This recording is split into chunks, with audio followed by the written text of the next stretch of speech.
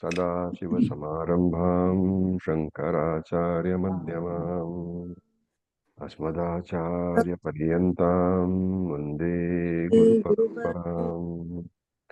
ॐ सहनाववतु सहनौ भुनक्तु सह वीर्यं कर्वावहै तेजस्विनावधीतमस्तु मा विद्विषावहै। ॐ शान्ति शान्ति शान्तिः। हरि ॐ तत्सत्। ॐ नमः शिवाय। Okay, so we are on the 97th verse of Aparoksha Anubhuti. Please unmute yourself and we will chant. Dehasyapi prapanchatvat देहस्यापि प्रपञ्चत्वात् varabdhavasthiti kutah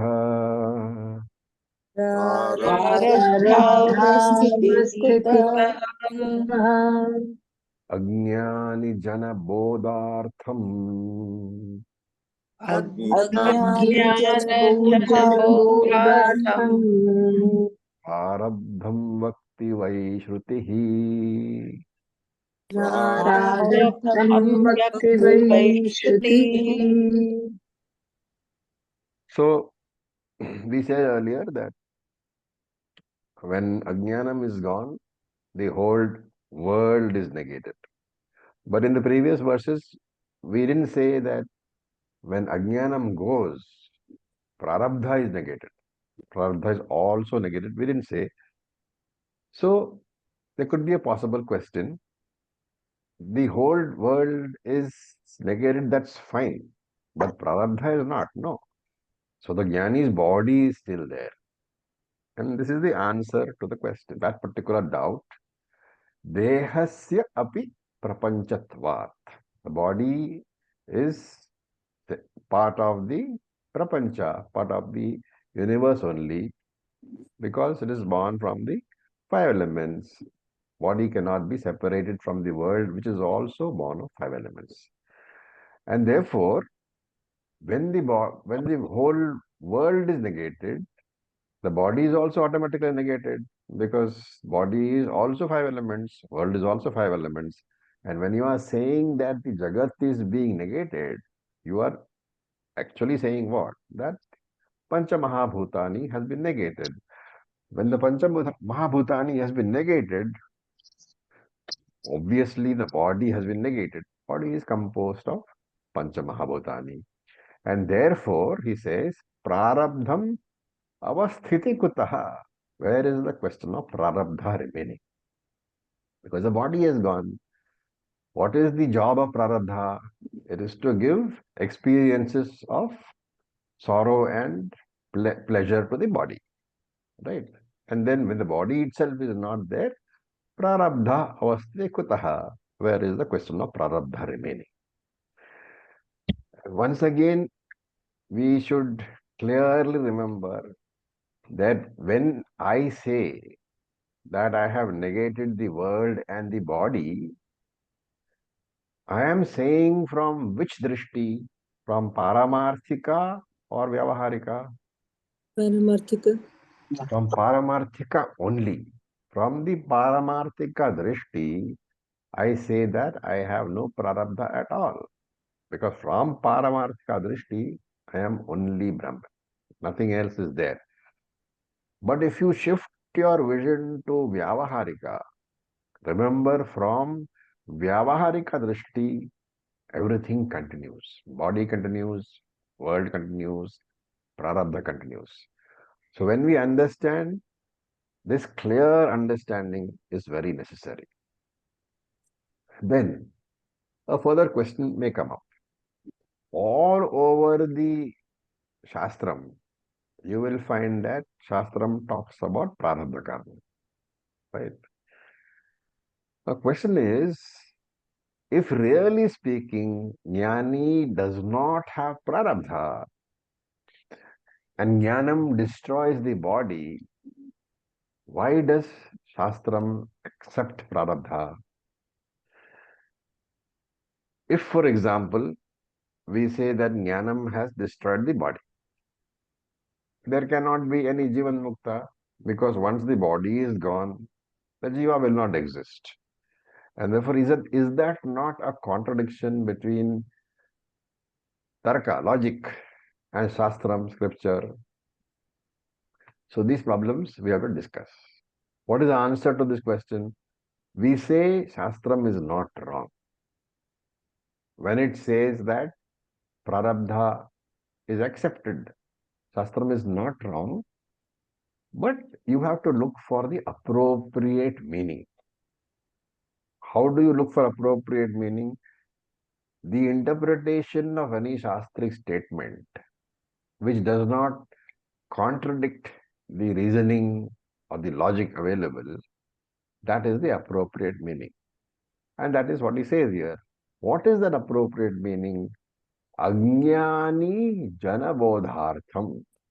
For the understanding of the Ajnanis, the beginners in Vedantic Shastram, prarabdham shruti vai vaktihi. The Shruti indeed talks about prarabdha, but that prarabdha, the discussions are meant from Vyavaharika Drishti for the Ajnani, for the beginner. On the other hand, this is the Shruti's statement. What is the logical interpretation? Logical interpretation is that Jnani from Paramarthika Drishti, Prarabdha cannot exist.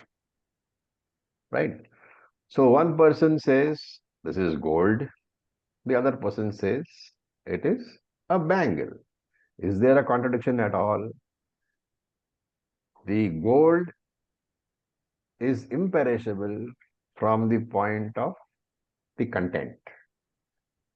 The bangle is perishable from the point of the nama rupa, the name and form. Similarly, when you say prarabdha is not there, it is from the paramarthika drishti. And when you say prarabdha is there, it is from the vyavaharika drishti. Therefore, for the sake of making the ajnani, the beginners in Vedanta understand, Shruti talks about prarabdha. And that is what he says, ajnani janabodhartham prarabdham vakti vai Shruti. Shruti talks about prarabdha for this purpose. From the Vyavaharika angle, from the transactional point of view, transactional reality, prarabdha is required or not? Very much required. Why? Because guru is required. Why? Because shastra is required. Why? Because teaching is required. So you can never do away with prarabdha from the vyavaharika drishti. But this, when you teach, when you become teachers and you teach, this non-existence of prarabdha for the jnani from the paramarthika drishti, this is something which is told to the advanced student. Therefore, when you start to teach, never say this. And it should be brought forward as it should be introduced as a topic only when the student has reached the necessary degree of maturity. Okay. When we look at verse number 98, so please unmute yourself and we will chant. Kshiyante chasya karmani क्षीयन्ते चास्य कर्माणि tasmin drishte paravare तस्मिन् दृष्टिपरावरे bhutvam tannishedartham बहुतन्निषेधार्थम् श्रुत्या गीतं च यत्स्फुटम् श्रुत्या गीतं च यत्स्फुटम्. So, as I said, this is an advanced text, so it sort of presumes that Gita has been thoroughly studied, Upanishad has been thoroughly studied, and of course, all of us have not done that. So, I'll explain where necessary. So, in the last verse, what did we say? we said that Shruti does accept that prarabdha exists for the jnani, but this is from the vyavaharika drishti, from the transactional angle only. Now, in his commentary, normally what should happen when such a statement is made? That is a logical statement. Because jnani is from paramarthika drishti, there is no possibility of prarabdha. But is there a Shruti backup? Is there a Veda quotation backup for this? There is. And when we study Chandogya Upanishad, we will know that in sixth chapter, there is a mantra.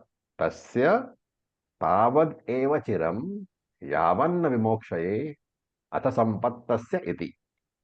So it's an argument being given that this body will continue until such time as Videha Mukti. So he will continue as Jivan Mukta until Prarabdha continues.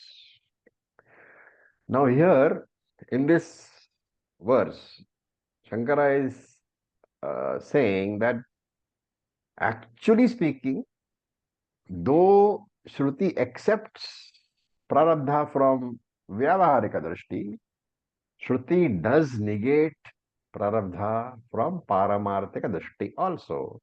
And in his commentary, Shankara quotes Mundaka. Those who have done Mundaka, do you see any words here which remind you of Mundaka in this verse? Kshiyante. Chiyante, yeah, chasya karmani, Shriyante chasya karmani tasmin drishte paravare. paravare, That is very much part of Mundaka. It's a quote, literal quote from the second chapter, which says, Vidyante hridaya grantihi vidyante, Chidyante sarva samshaya Kshiyante chasya karmani tasmin drishte paravare. Vidyante hridaya grantihi. The knots of the heart are broken. Kshiyante Chidyante sarva samshaya. All the doubts are destroyed. Kshiyante asya karmani. His karmas are all destroyed. Tasmin drishte paravare. When he sees para avaram. Okay. Now the point is, what is the point being made here? So here, little bit of Sanskrit grammar is necessary. So I'll try to explain. I'm sure most of you are always also aware, already aware. How many cases do you have in Sanskrit? Like in English, we have single and plural, right? e- We have three cases. What are they? एकवचनं Ekvachanam, द्विवचन Dvivachanam, Bahuvachanam, right? Now, if you look at the words Kshiyante Chasya Karmani, the singular case of Karmani is karma. The dual case, Dvivachanam, is, everybody knows, it's karmau, and karmani is plural, more than two.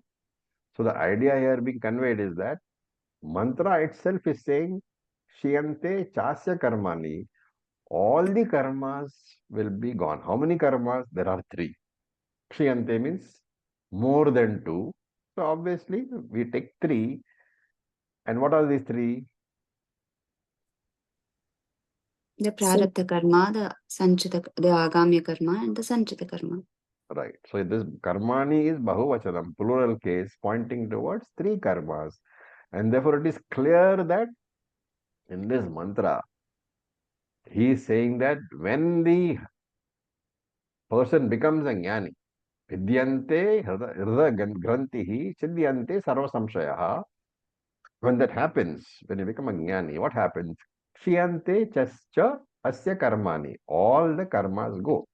Sanchita, Agavi, and Prarabdha. All three will go. So Shankara points out this negation of Prarabdha means what? The mantra is saying that Jnani has no Prarabdha at all. Therefore, Prarabdha in this mantra is being negated from the Paramarthika angle. Right? The Shruti accepts prarabdha from Vyavaharika. But in this mantra it says from the Paramarthika angle, he does not have prarabdha at all. And paravare. What is paravare? Para means the para prakriti. Apara means the apara prakriti. Apara prakriti. And therefore, para avara means the saguna form as well as the nirguna form. Both are not there. Both are being talked about. So, paravara is that Brahman which is available as para prakriti and also as apara prakriti. That Brahman which is available as nirguna Brahman, that Brahman which is available as saguna Brahman. Paravare drishte. When the para and apara part of Brahman have been seen and understood as I myself.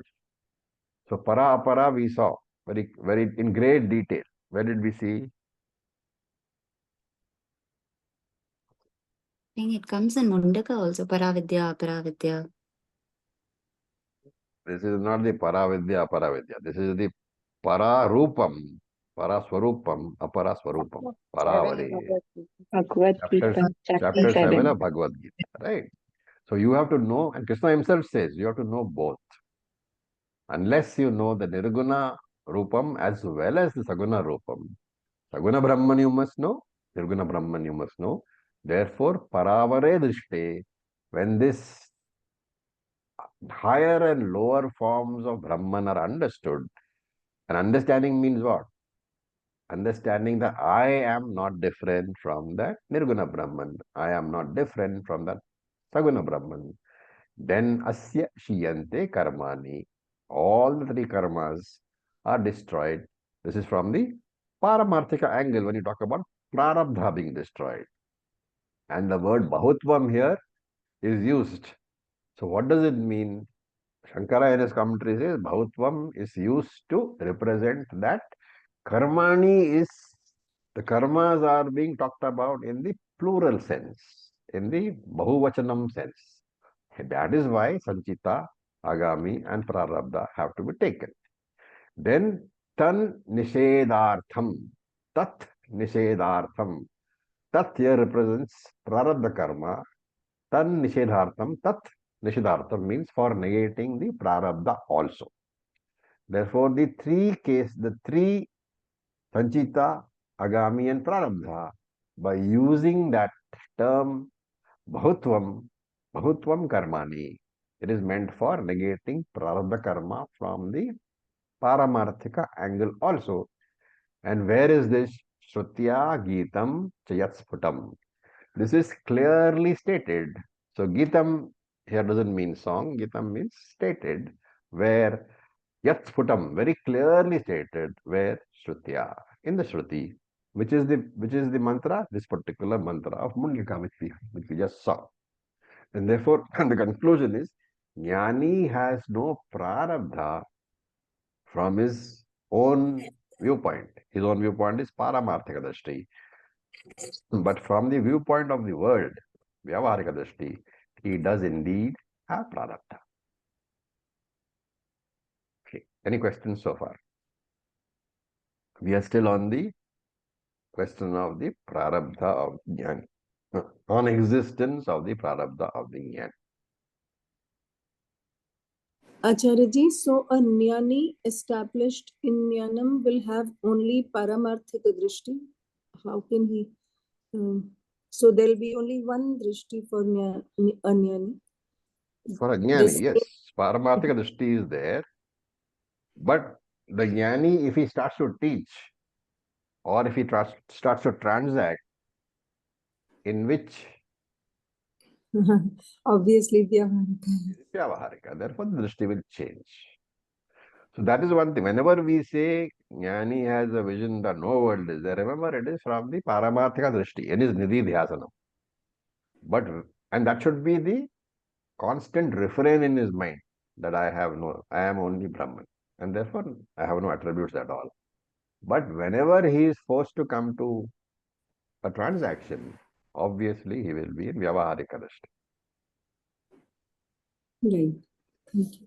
Okay, now we look at verse number 99. We will chat. Uchyate gair balachetat. उच्यते बलात् Tadanartham dvayagamaha. तदा द्वयागमः Vedanta matahanam. वेदान्तमतः Yato jnanamiti shrutihi. यतो ज्ञानमिति श्रुतिः So he says Agnaihi. So that is, where is Agnai? You have to break up the first word. Uchyate Agnaihi Balat Etat. That is the breakup. Uchyate, the avagraha, that inverted S is dropped. So Uchyate Agnai. The visarga comes because you drop the ra. So Agnaihi Balat and Etat. So Agnaihi, Jnanis, what will they say? Etat. They will argue that prarabdha will continue after jnanam also. Balat uchyate. They will very strongly argue. So the first word, ajnaihi etat balat uchyate. This argument is put forward by the ajnanis, that prarabdha cannot be destroyed on jnanam, because they say the body exists, the jnani exists. How can you say prarabdha is destroyed? And then comes the second part, tad, that tadanartha has to be broken up. Tad anartha, tat anartha dvayagamaha.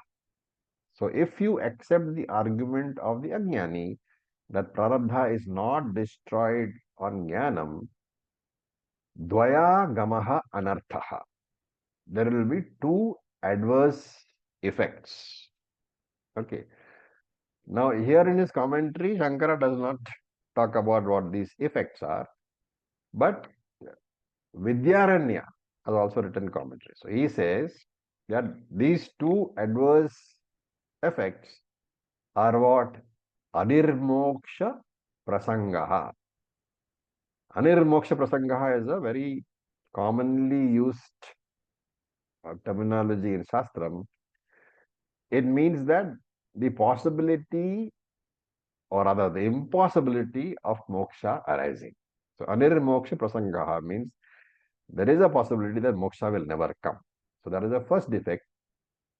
And the second defect is sampradaya nichedaha. It means the redundance of the entire Guru Shishya Parampara. So two defects are there, adverse effects are there, if you accept the Ajnani's argument that Jnanam does not destroy Prarabdha, and Prarabdha continues after Jnanam. If you accept that, these are the two defects. Okay. Now what? You have to understand these two defects. Right. When you say that after Jnanam, Prarabdha continues, it means what? Body continues. Right?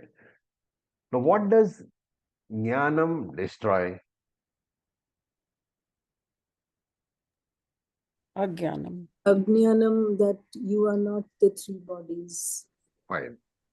And when Ajnanam is destroyed, is anything else, does anything else get eliminated?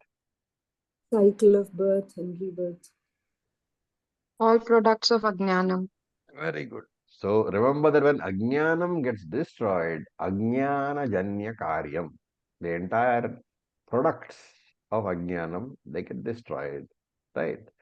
So for example, when I say that I am looking at this Rajju Sarpa, the rope snake, and I have got rope knowledge, remember that what is destroyed is what? Rope Ajnanam.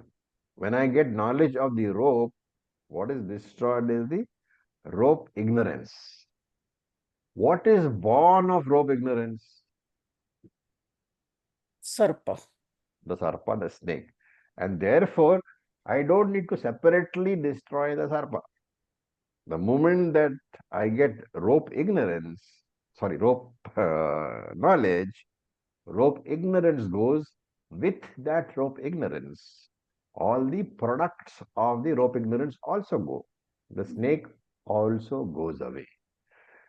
And if, from which there is a corollary, right? If that snake continues to exist after I know the rope correctly, what is the corollary? I said after I get authentic knowledge of the rope, supposing that snake continues to exist. So that is real. Is not clear. Real Sorry? So the That snake means- is real. snake This is snake, Ajnana nivritti has not happened. this, no. It means the snake was not born out of ignorance and you better start running. Okay. That's the reason. Okay. So the corollary is that whatever is not destroyed by jnanam, it is satyam. The snake in the snake park does not get destroyed by your rope knowledge. And therefore, here he is saying that if you accept the argument of this ajnani, that prarabdha does not get destroyed by atmajnanam, what is the corollary? Atmajnanam is satyam. Right? Therefore, you will say there are two satyams. One is Brahman and one is that prarabdha, which means the shariram. Whatever is the balance of prarabdha contributes towards the body. Therefore, if you say that you accept the ajnani's contention that jnanam does not destroy prarabdha, then you are accepting that there are two satyams. One is Brahman and one is body. And therefore, the first consequence of this mistake is that duality becomes real. Because if you accept duality as satyam, it cannot be negated. And therefore, if duality cannot be negated, samsara cannot be negated. Right? Do you get the argument? yes. So this is one of the problems. Therefore, as long as duality is there, samsara is there, time and space is there, and mortality will continue. Therefore, immortality is not a possible within duality. If you accept the fact prarabdha exists by the argument which I just used, you are accepting the fact that the body and Brahman are both real. Therefore, the world is also real. The world cannot be negated. And therefore, anirmoksha prasangaha. If the world cannot be negated, immortality is just not possible. And therefore, the first problem is with this argument is that duality is there and time and space will exist, and therefore you will not be able to negate the world. Therefore, you will never get moksha. That is why when duality is accepted, there is no possibility of moksha, which is meant by the term anirmoksha prasanga. Is that clear? It's a very, very important argument which you must keep in mind when people talk about prarabdha not being negated by jnana. Remember, this is from the paramarthika angle. Now, the second defect is a corollary of the first one. If you can never get moksha, would there be any need to go to a guru?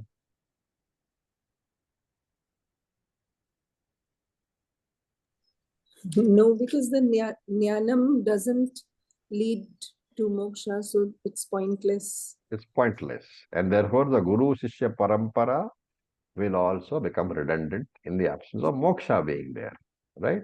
Because if the jnanam does not destroy prarabdha, then the Veda itself is useless because it cannot give you moksha. Why should you go to study?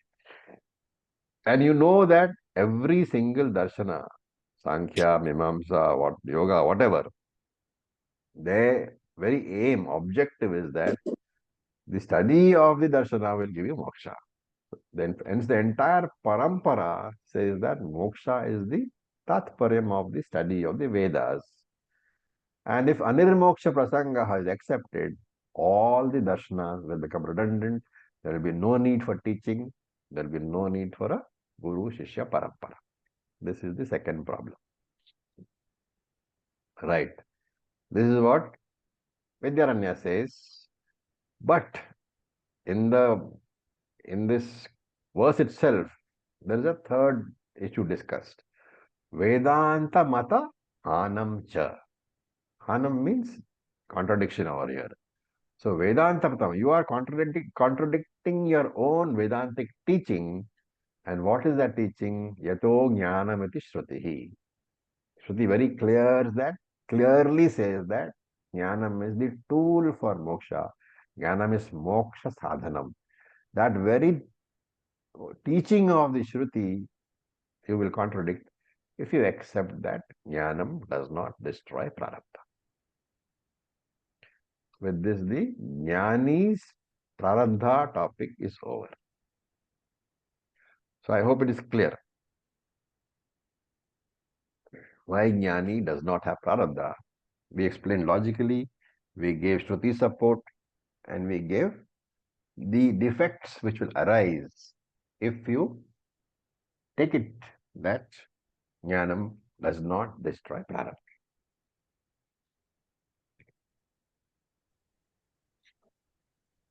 Any questions? Because they're all very, very important ideas for your Nididhyasanam.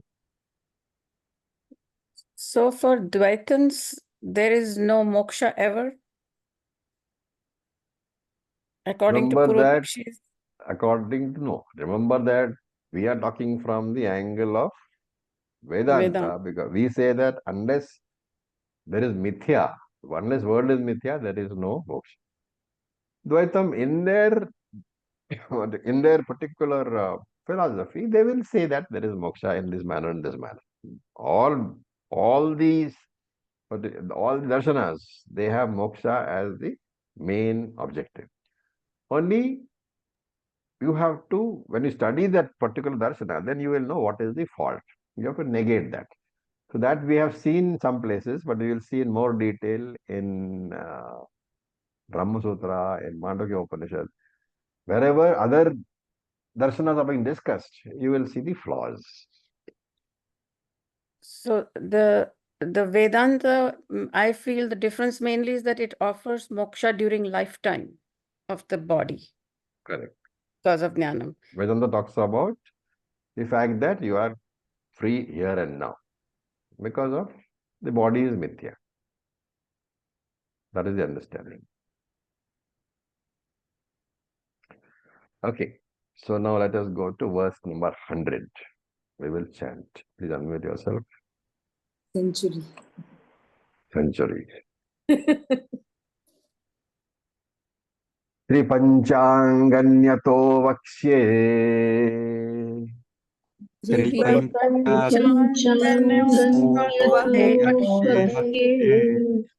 Purvoktasya hi labdhaye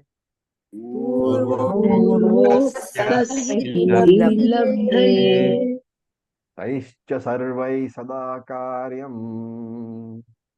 Nididhyasanam tu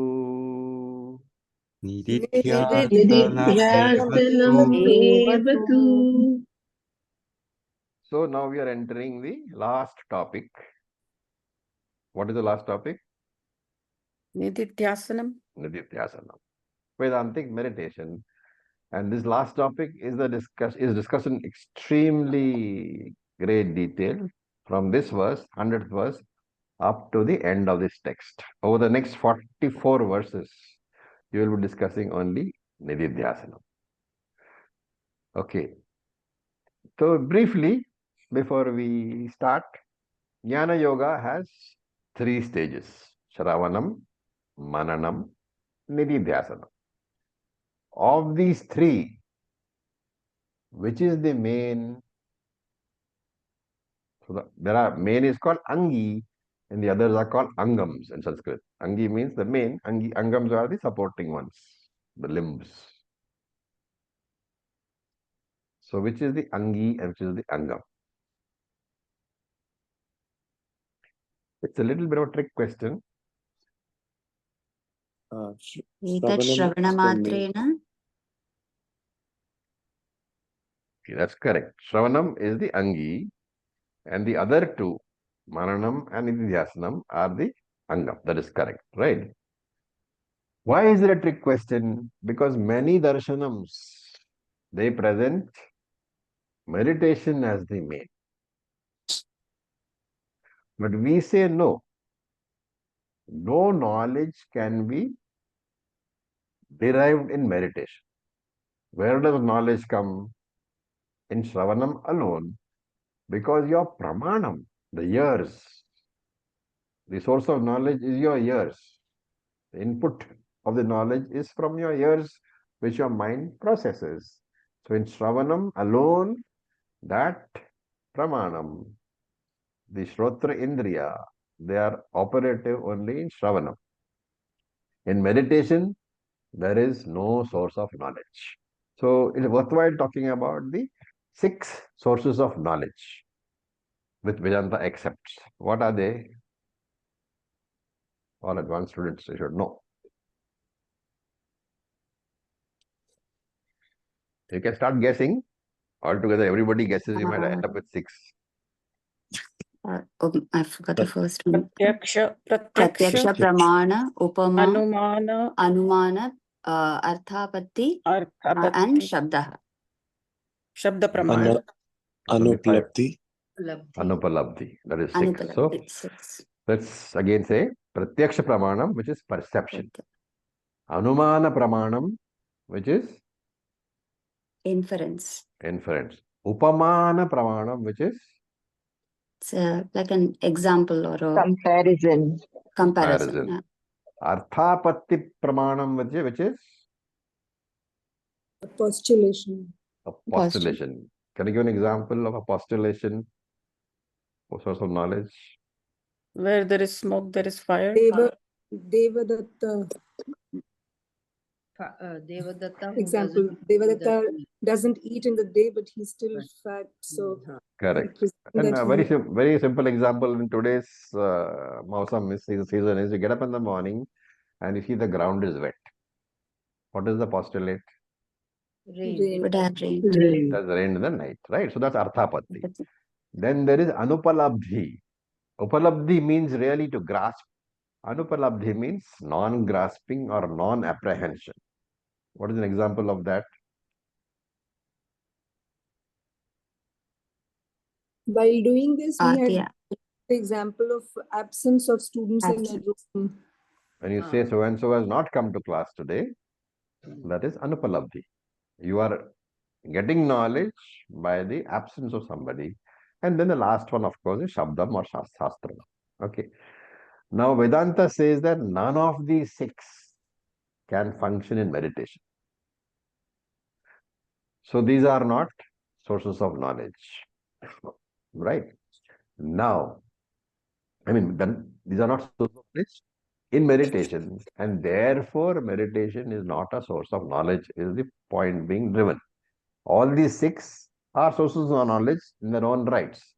But since none of them function during the meditative state, knowledge just cannot come, because these are the only 6 sources of knowledge.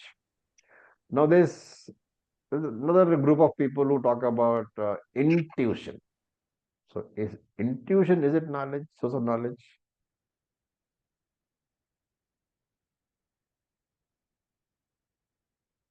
A lot of people. No, it's not, because it's personal. It is what you have arrived at without. I mean, it's still it's what you arrive at your own. Pratyaksha pramana. It's your own. Intuition is not pratyaksha.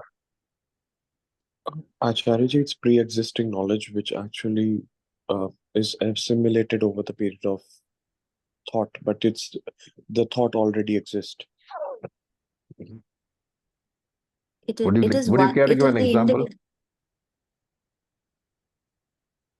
So, as in how you kind of think regularly over it, you get clarity. But it's not a fresh knowledge. It's not something that comes fresh to you. What is the line of distinction, let us say, between what is intuition and what is imagination?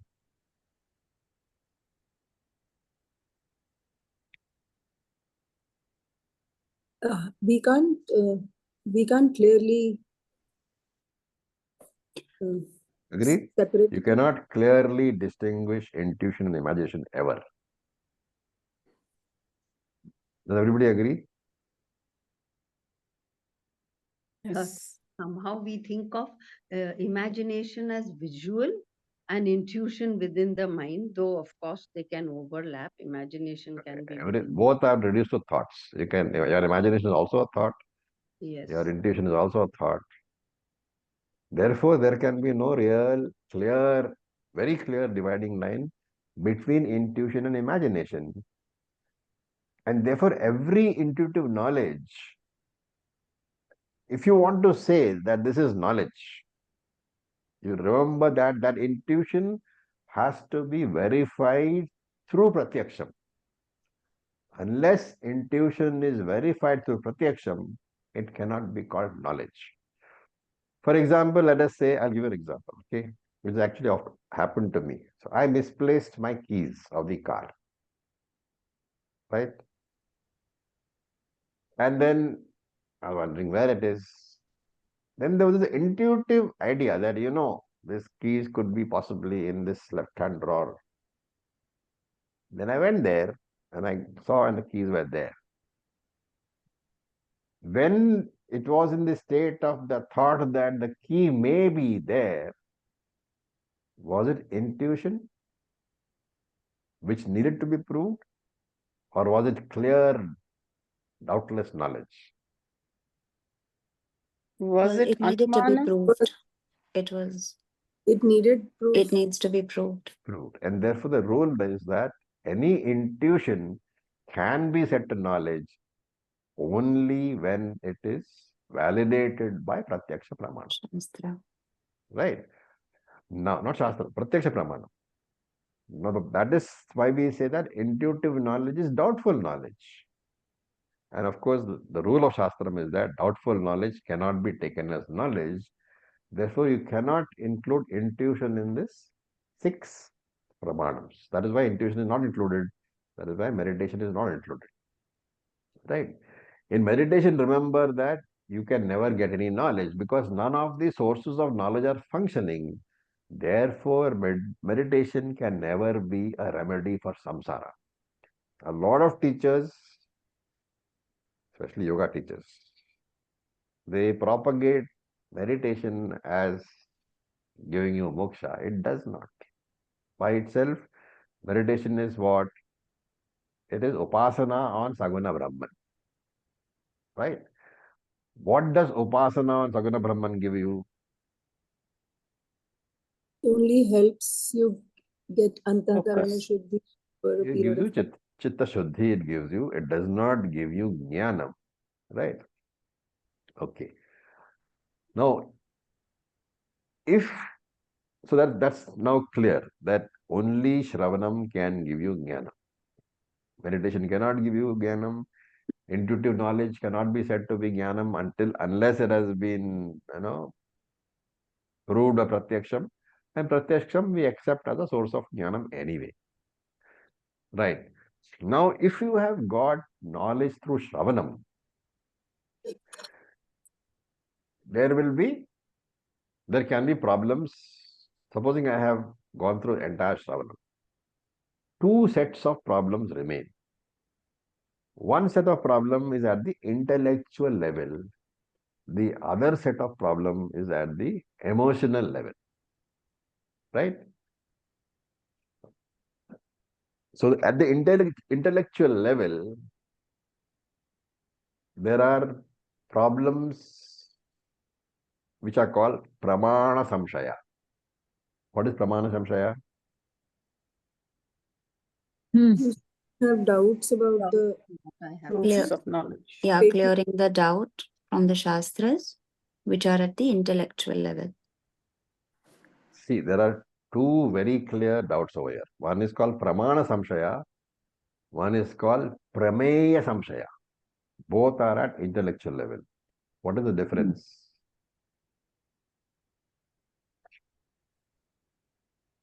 I think one is when you've not, when you still are not convinced about that, and the other is you Is the The- doubter about the About doubt the- is about Sorry, about one is about the oneself. subject and one is about the Yeah. object. Yes. Yeah. The very words pramana samshaya means From you are not sure exactly what the pramanam has said. What is it that your teacher has told you through the regarding the pramanam? You have a doubt. For example, is Shruti saying that I am Atma? Or is Shruti saying that I am Brahman? Or is Shruti saying that I am the RC? If you have these doubts, you have not clearly understood the words of the Shruti. Right? So that is pramana samshaya. Supposing you have very clearly understood that Shruti is saying Tattvamasi.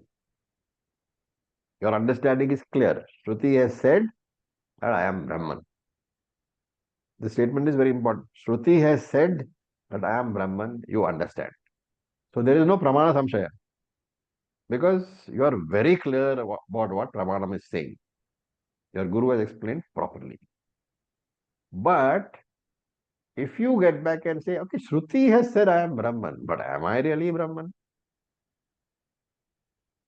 That is prameya samshaya.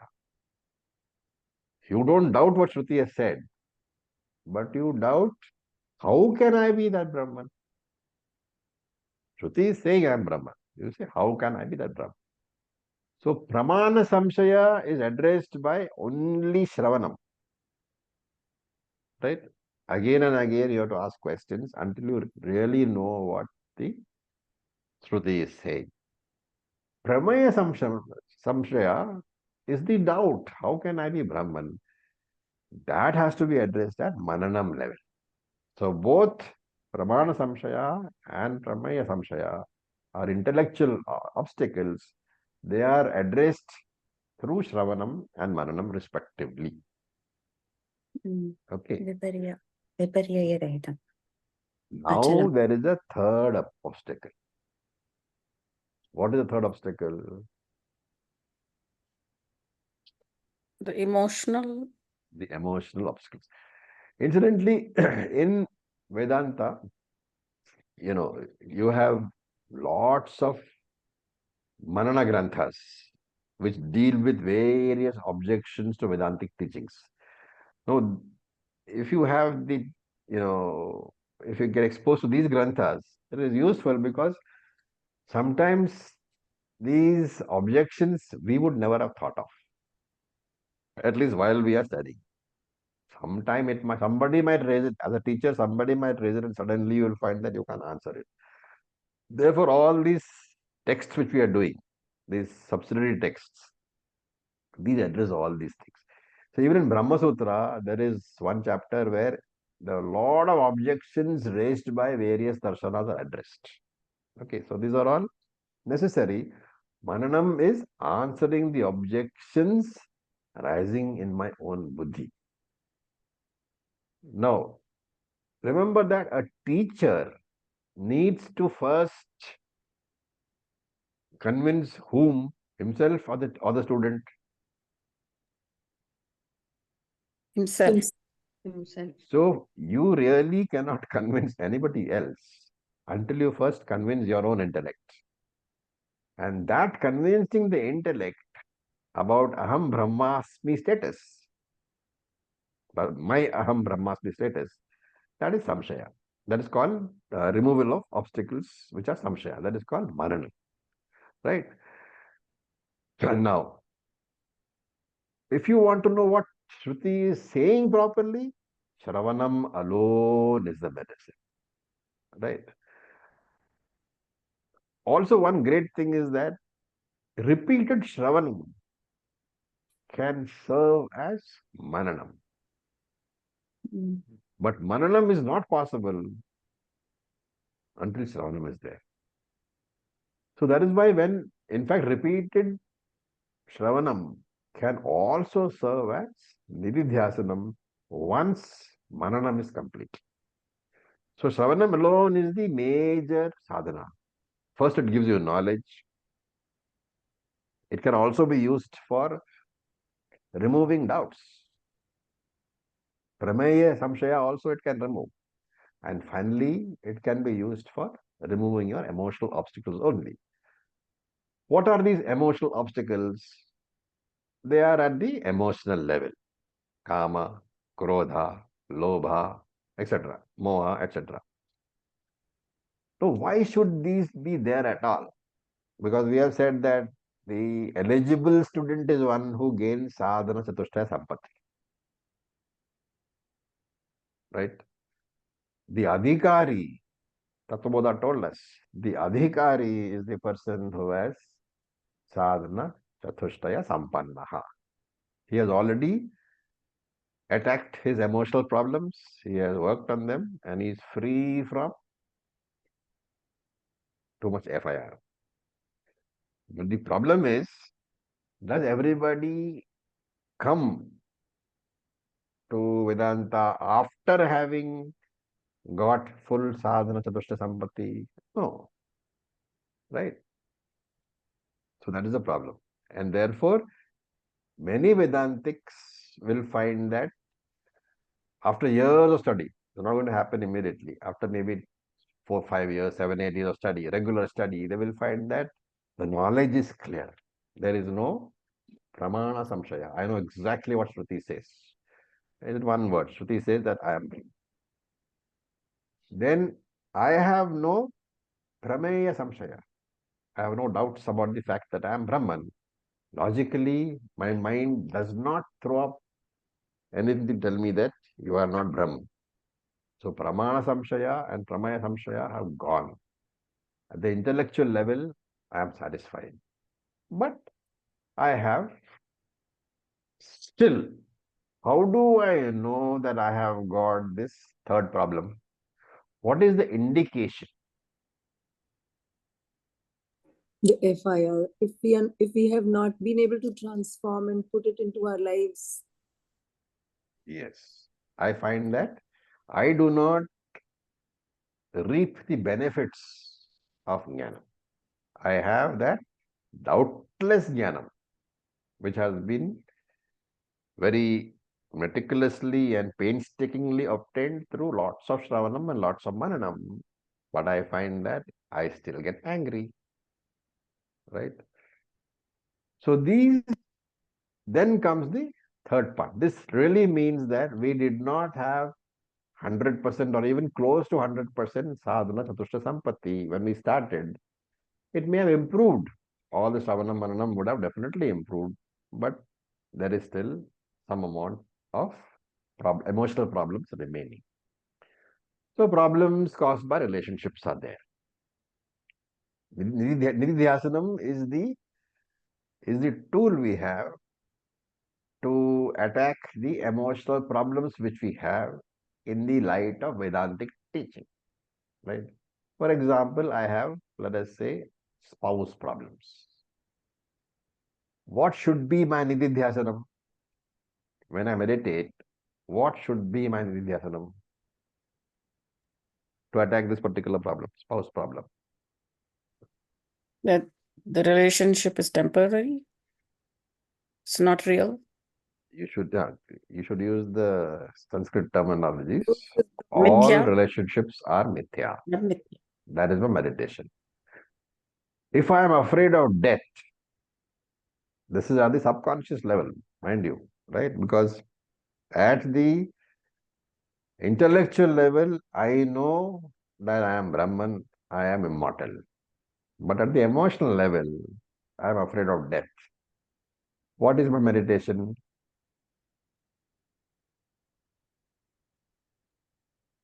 Aham Brahmasmi.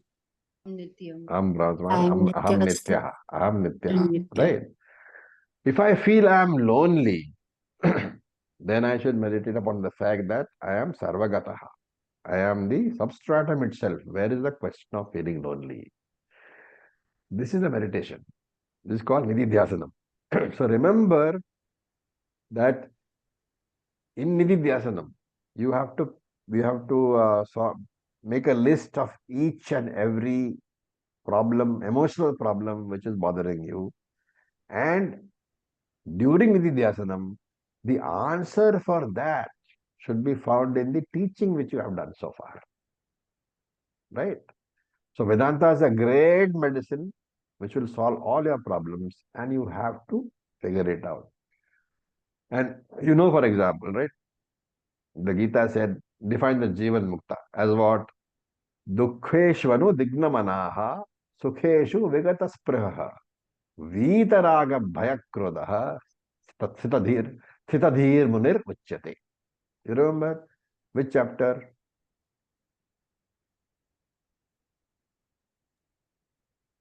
Oh, Two. chapter 2. Chapter Right. 2. Dukkheshvanu, dukkheshu anudvigna manaha. Anudvigna manaha. Dukkheshu. In sorrow, my mind is not disturbed. Sukheshu vigata sprihaha. In happiness, I am not carried away. Vita raga bhaya krodaha. Free of raga, attachment, free of bhaya, fear, and free of krodaha, anger. So Jivan Mukta essentially means a person who is mostly free from emotional disturbances, which is what we call low FIR. Right? So FIR is your tool for judging whether your Shravanam and Mananam has worked on you. Right? Now, for example, when you talk of meditation, how many angas can you think of? How many limbs of the meditation are there?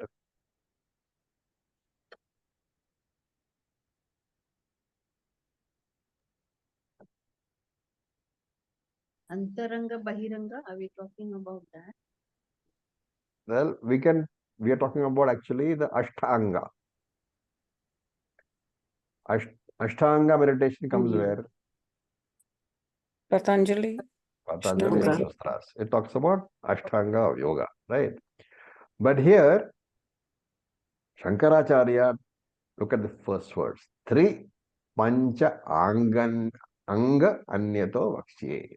I will talk of three pancha. Three pancha is Pancha 3 is 3. into pancha, right? 3 15. is 3, pancha is 5, 3 into 5 is 15. 3 pancha means 15. Shankara says, I will talk about 15 angas of meditation. So the topic is Panchadasha Anga Nididhyasana. 15 limbs are there for this Nididhyasana. So Ashtanga is fine, for a start it is great. But it is for a Mandha Madhyama Adhikari. After gaining Jnanam, one should enter into the Panchadasha Anga Nididhyasana. So he says, Purvoktasya hi labdhaye. For the assimilation of the Jnanam talked about earlier, Nididhyasanam helps the assimilation of Jnanam gained earlier. As long as there are intellectual and emotional obstacles, the knowledge which you have gained is like undigested food. Right? Food which you have eaten does not nourish you. Only the food which has been digested nourishes you. So, unless these obstacles are removed, Jnanam cannot benefit me. The removal of the obstacles alone helps me after I gain knowledge. So the difference between Ashtanga Yoga and Panchadasha Yoga, that is between the 8-limbed meditation and the 15-limbed meditation, is that Ashtanga has to be done by itself, right? It cannot go along with other activities. The meditation there is Samadhi Yoga, one has to sit down. But here, Shankara says, Taischa Sarvaihi, with the help of all those 15 limbs, what should you do? Sada Karyam Nididhyasanam Evatu.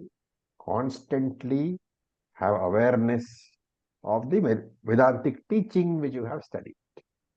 Sada means always, in all the waking hours. You should know that you are not affected by kama, by krodha, by lobha, by moha. Whenever you are affected, what should immediately pop into your mind is the Vedantic knowledge.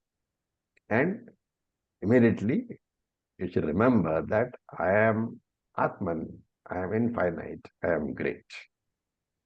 So this invocation of the appropriate teaching is Nididhyasanam. And therefore, Nididhyasanam is necessary throughout your life. Every minute of your life. Post Jnanam, every minute when mind is not engaged in transactions, you should be doing only Nididhyasana. With this, we'll stop for the day.